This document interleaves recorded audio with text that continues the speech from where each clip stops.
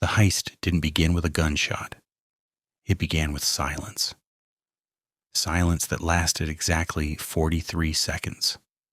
The precise amount of time needed for the final camera in the underground corridor to shut down.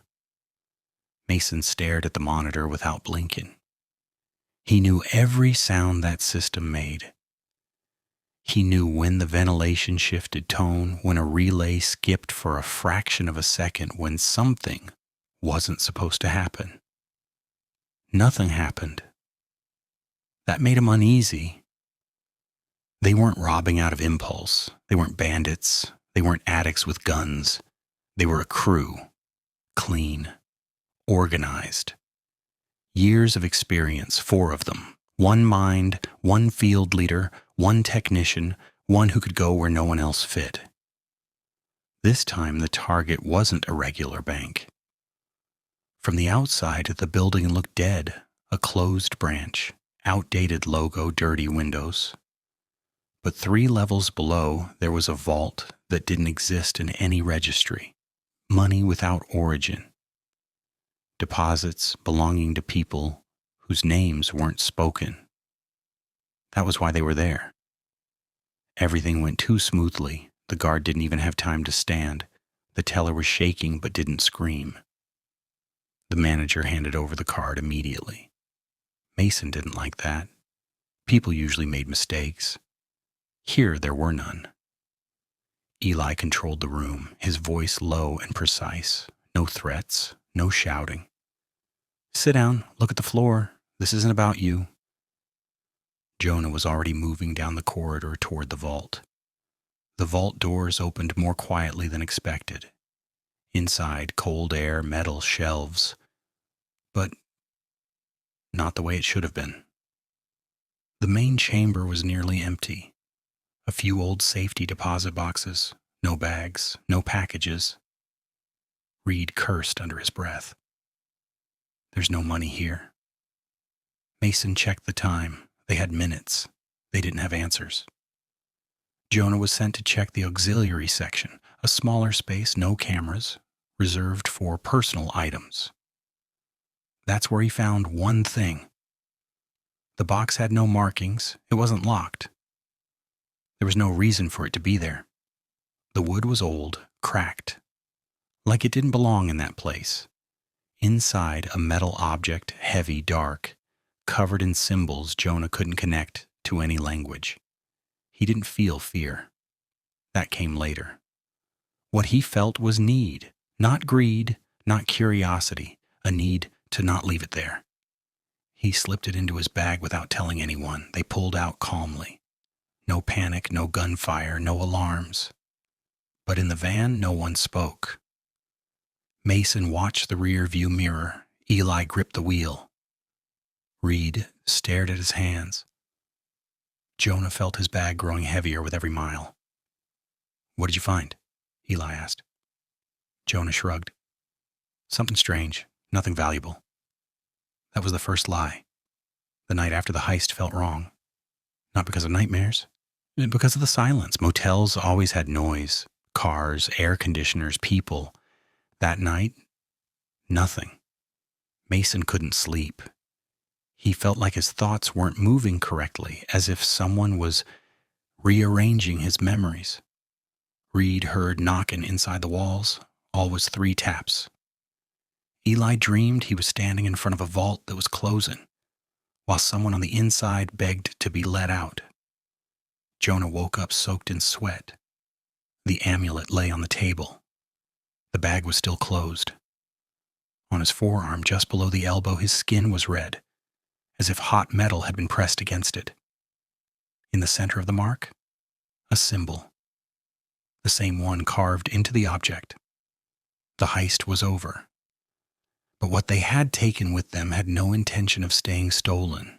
The symptoms didn't arrive together. They arrived like debts, quiet at first, then impossible to ignore. By the second day after the heist, they were no longer moving as a crew. They had split, each taking a different route, different motel, different city. That was standard procedure when something felt off. Distance created safety. This time, distance made it worse. Mason was the first to notice something was wrong with his memory. It started small. He would reach for his phone and forget why. He would open a door and stand there, unsure whether he was entering or leaving. At first, he blamed exhaustion. But then the gaps grew sharper. He remembered things that hadn't happened. A conversation with his father, dead for 15 years. A childhood home that had burned down, now vivid and intact. A woman he was certain he had loved, though he couldn't remember her name. The memories felt real, heavy, emotional, too emotional. When he tried to write things down to anchor himself, the words changed when he looked away. Not dramatically, just enough to make him doubt himself. He stopped sleeping. Reed's problem was physical. His hands began to shake, subtly at first, then violently. Fine motor control slipped away. He burned his fingers on a motel iron and didn't feel it until he smelled skin. Worse than that was the sound.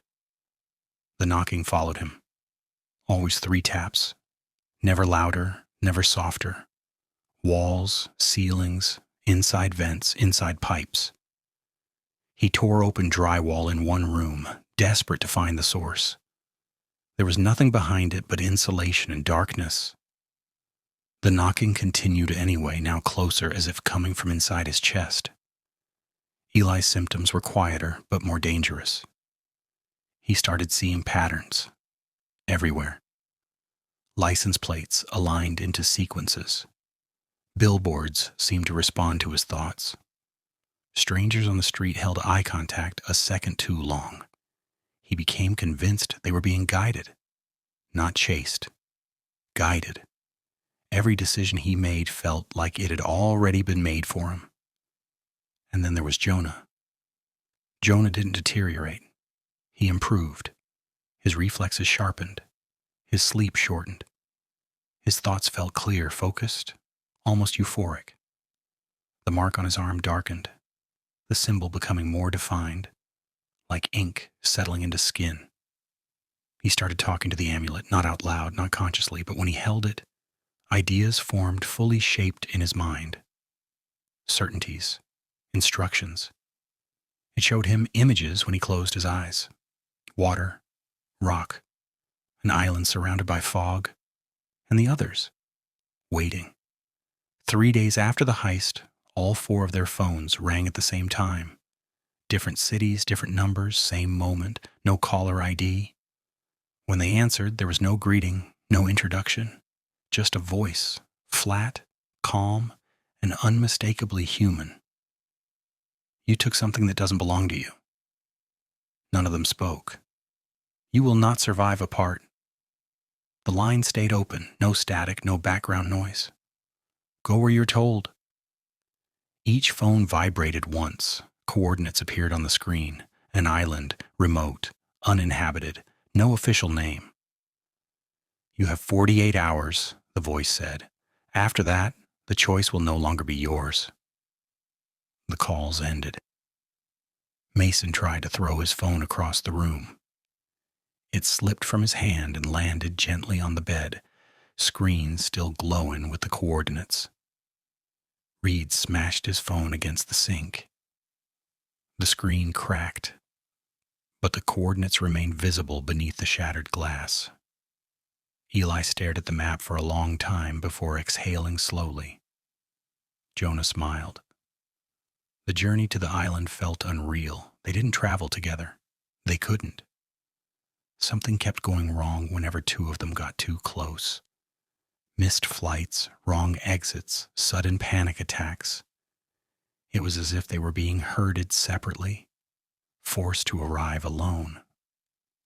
Mason took a charter plane, then a boat whose captain refused to speak after hearing the destination. Reed stole a fishing vessel and barely remembered doing it. Eli paid cash for passage and noticed the crew refused to look at him. Jonah arrived last. When they finally stood on the shore, the island felt wrong in a way none of them could articulate. The air was heavy, damp, unmoving.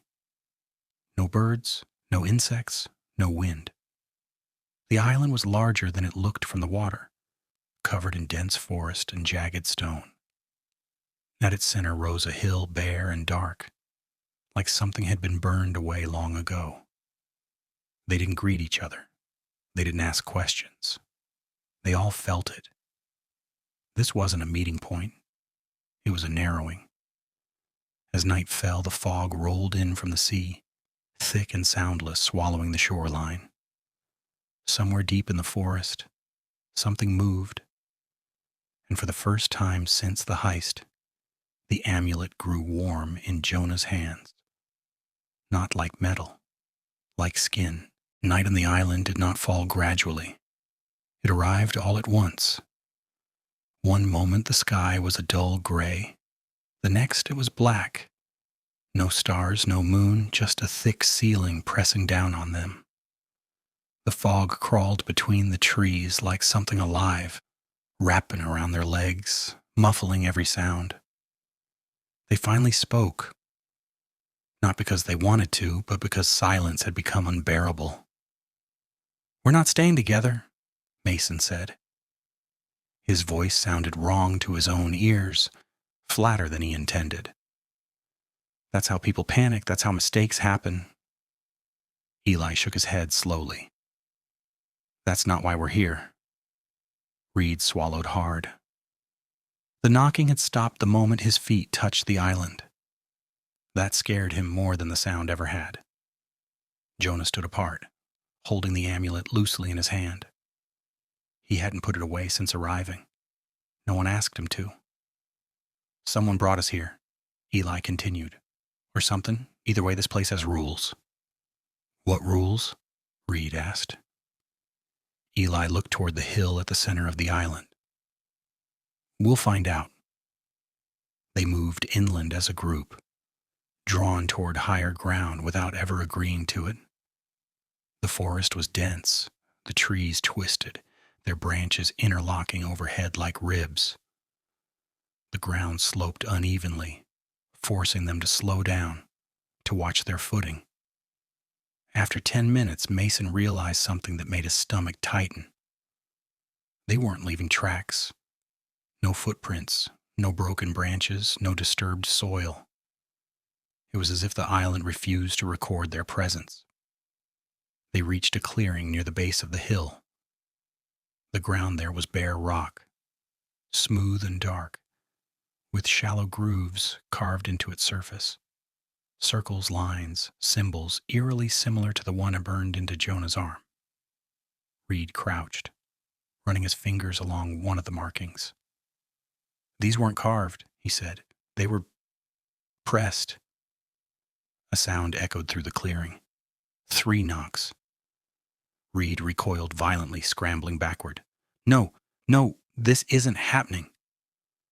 The sound came again, not from the trees, not from the ground, from the hill itself. A deep, hollow knock like stone being struck from the inside. Jonah's breathing slowed. "It's not a warning," he said quietly. Everyone turned toward him. "How do you know that?" Mason asked. Jonah didn't answer. He didn't need to. The amulet pulsed once, warm, almost gentle. That night they made camp at the edge of the clearing. No fire, no lights. Instinct told them not to attract attention, though none of them could say from whom. Sleep came in fragments. Mason dreamed he was back in the bank, standing in front of the vault. But this time it was open and empty except for 4 shadows on the back wall. One of the shadows was missing a head. Reed dreamed he was knocking on a door, desperate to be let in. Each time the door opened, it revealed another wall. Eli dreamed of standing on the shoreline, watching boats arrive.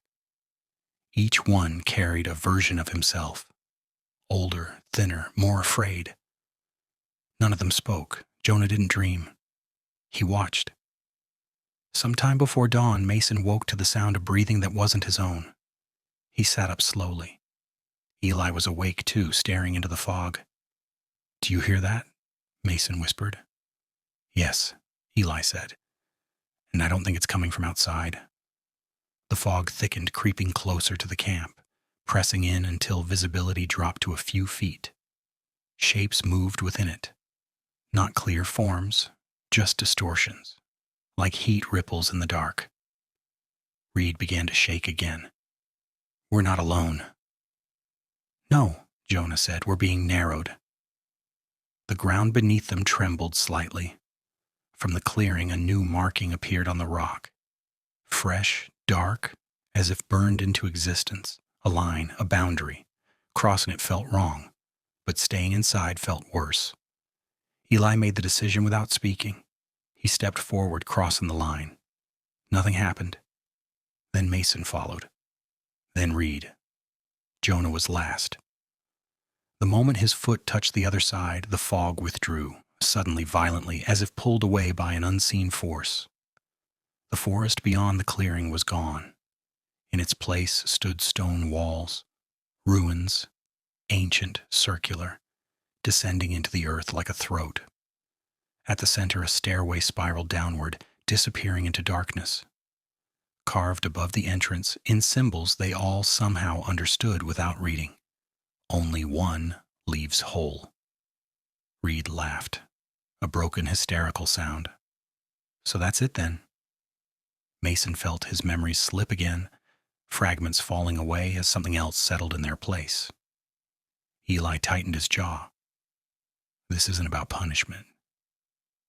Jonah looked down the stairway, the amulet now burning hot against his skin. "It's about selection." From below, something moved, and it was coming up. They went down the stairs without counting the steps. Mason realized this only later, when he tried to remember how deep they had gone and found nothing to hold on to. No number, no rhythm, just the feeling of descent, as if the island itself had decided how far they were allowed to travel. The air grew warmer the lower they went. Not humid, not suffocating, alive. Each breath felt noticed.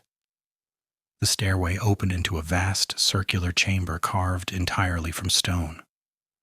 The walls were covered in the same symbols as the amulet, layered over one another, some sharp and fresh, others worn smooth by time. The floor sloped gently toward the center where something waited. A pit, not a hole, an opening, deliberate, wide enough that none of them could see the bottom. Reed edged closer, peering down. There's no echo. That was true. When he dropped a small stone, it vanished without sound. Eli scanned the chamber. This place wasn't built for worship. For what then? Mason asked. Jonah answered without turning. For continuation. The pit responded. A low vibration rippled through the stone like a breath drawn in reverse. The symbols on the walls began to glow faintly, not light but contrast, as if the darkness around them deepened. Then the voice returned. Not from above, not from below, from everywhere. You have arrived incomplete. Reed collapsed to his knees, hands over his ears. Make it stop. There's nothing to stop, the voice said. Only narrowing. The pit shifted. Stone rearranged itself with a grinding sound, forming 4 paths that led away from the center, each one sloping into a different corridor. The symbols above each path changed, rearranging into distinct patterns. Jonah stepped back instinctively, clutching the amulet. No, he whispered, that's not. You each carry a fracture, the voice continued. The object only revealed them. Mason felt a sharp pressure behind his eyes. Images flooded his mind, memories overlapping, replacing one another. He saw himself betraying people he had never met, saw himself dying in ways he hadn't yet imagined. This isn't real, he said, but the words felt hollow. Each path corrects one fracture, the voice said, but correction requires removal. Eli clenched his fists. You're saying one of us doesn't come back? Silence. Then, incorrect. The symbols above the corridors flared brighter. Only one returns unchanged. Reed started laughing again, tears streaking down his face. So what? We vote? We fight? The stone beneath them pulsed once. No, the voice said. You proceed. Without warning, the ground split. Mason felt himself falling, not into the pit, but sideways, dragged toward the corridor marked with symbols that made his vision blur.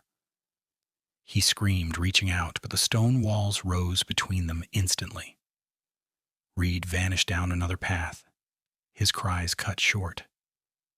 Eli was pulled backward into darkness, his face set with grim understanding. Jonah was left standing alone in the chamber. For the first time since the heist, he felt fear. The amulet burned against his chest, searing hot now. The symbols on its surface shifted, aligning with the corridor that remained open. The voice softened. You were never meant to be tested. Jonah shook his head. I didn't choose this. You chose when you carried. The corridor ahead of him did not descend, it rose. Jonah stepped forward. Mason's corridor was filled with mirrors, not reflective glass, stone polished smooth enough to show him versions of himself. Dozens of them, hundreds, each one slightly wrong. Some stared at him with hatred, some begged, some smiled knowingly. He tried to look away, but the walls curved inward, forcing his gaze back. A memory surfaced, sharp and undeniable. He remembered the first time he lied to the crew. Not this heist. Years ago. A calculation he never shared. A variable he adjusted to protect himself. The mirrors began to crack. You were never the mind, the chamber whispered. You were the excuse. Mason screamed as the mirrors closed in. Reed's corridor was narrow, oppressive. The knocking returned immediately, 3 taps louder now, closer. The walls pulsed in time with the sound. He ran. The corridor twisted impossibly, folding in on itself. Doors appeared. Hundreds of them. Each door bore the same symbol. He opened one. Darkness. 3 knocks. He opened another. Darkness. 3 knocks, this time from behind him. You listened, the corridor said. You were never meant to. Hands pressed against the walls from the inside. Reed didn't scream. He knocked back. Eli's corridor opened into a shoreline. Calm water, still sky, boats waiting just offshore. Each boat carried someone familiar, men he had led, men he had abandoned, men who had followed his orders and never come back. They stood silently watching him. A path of stone led into the water. Eli took 1 step forward. I did what was necessary, he said. The water receded, revealing the path didn't lead out. It led down. The boats began to sink. Jonah climbed. The corridor narrowed behind him, sealing shut. Ahead the stone grew smoother, warmer. He felt no resistance, only anticipation. At the top, the corridor opened into a small chamber, empty, except for a pedestal. He placed the amulet on it without being told, the symbols aligned. Locked. The voice spoke one final time. You will carry us forward. Jonah swallowed. And them? A pause. They're no longer incomplete. The chamber trembled. Jonah closed his eyes. When he opened them, he was standing on the shore of the island. Morning light filtered through thinning fog. The forest was back. The ruins were gone. He was alone. Except for the symbol now etched permanently into his chest. Larger, deeper, and alive. A boat waited at the water's edge. Jonah stepped into it. As the island faded behind him, something inside the stone beneath the waves exhaled. It had chosen well. He didn't remember rowing. That was the first thing Jonah noticed once the island disappeared into the fog behind him. One moment the shoreline was there. Dark rock, twisted trees, the suggestion of something vast sleeping beneath it.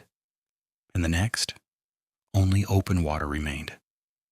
Calm, empty, ordinary.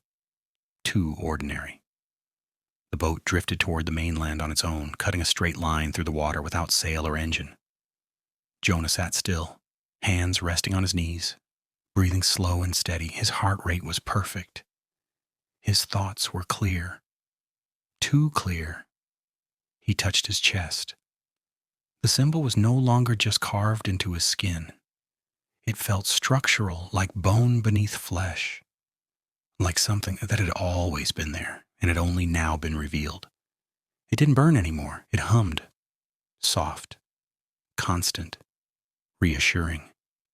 He understood then. The island hadn't been a prison. It hadn't been a test. It was a filter.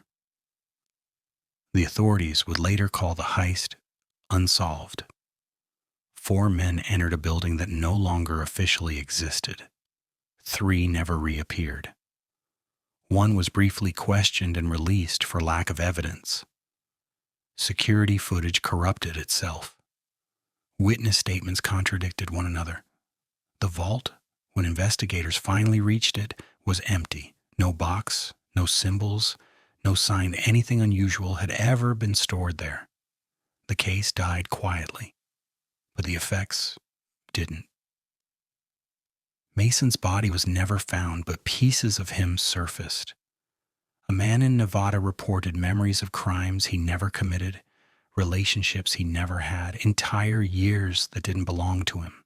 Doctors called it dissociative disorder, then psychosis, then nothing at all, because the man stopped being able to recognize language. In a Chicago hospital, a patient woke up screaming about mirrors, clawing at his own face as if trying to tear something off from the inside. He died 3 days later, brain activity spiking in impossible patterns just before the end. No one connected him to Mason. But the fracture Mason carried, memory without truth, had been resolved. By removal? Reed lasted longer. Surveillance cameras in a coastal town caught him breaking into abandoned houses, standing in empty rooms, knocking on walls, always 3 times. When police finally found him, he was kneeling in front of a sealed door in a condemned building, forehead pressed to the wood, whispering apologies to something on the other side. The autopsy showed no trauma, no toxins, no explanation for why the bones in his hands were fractured inward as if he'd been knocking for a very long time. The sound had been answered. Eli vanished at sea. The boat he'd paid cash for was found drifting weeks later, untouched, engine intact, no signs of struggle. His phone was still on board, waterlogged but functional. On the screen, a single photo, a shoreline at dusk, calm water, stone disappearing beneath the surface. Men who had worked with Eli over the years reported dreams afterward, standing in shallow water, watching someone walk away without looking back. Leadership without responsibility had been corrected by descent. But Jonah knew all of this, not because he read it, because the amulet, what remained of it inside him, remembered. It didn't speak in words anymore. It didn't need to. It showed him patterns, probabilities, fault lines in people. It showed him where things were thinning, where fractures already existed. He didn't feel guilt. He didn't feel pride. He felt purpose. Years passed. Jonah changed his name, moved often, never stayed long enough for questions to form. He gravitated toward places where certain kinds of people gathered, organized, ambitious, careful men who believed they were in control. Men who planned. Sometimes he worked close to them, sometimes only nearby. Sometimes something would go missing after he passed through a place. Not money, not objects, but certainty, a sense of cohesion, a feeling that plans would work out. Sometimes an island would appear on a map where no island had been before, small, remote, unnamed. Jonah never went back. He didn't have to. The symbol on his chest slowly faded over time, not disappearing, but sinking deeper, less visible, more fundamental. His body aged slowly, his reflexes never dulled. His sleep remained short and dreamless. He stopped thinking of himself as chosen. That implied preference. This wasn't preference. It was continuation. Somewhere, in another city, in another building that officially didn't exist, a different crew would one day open a vault and find something that didn't belong there. A box, a shape, a need. And one of them would decide, without quite knowing why, not to leave it behind. When that happened, the process would begin again.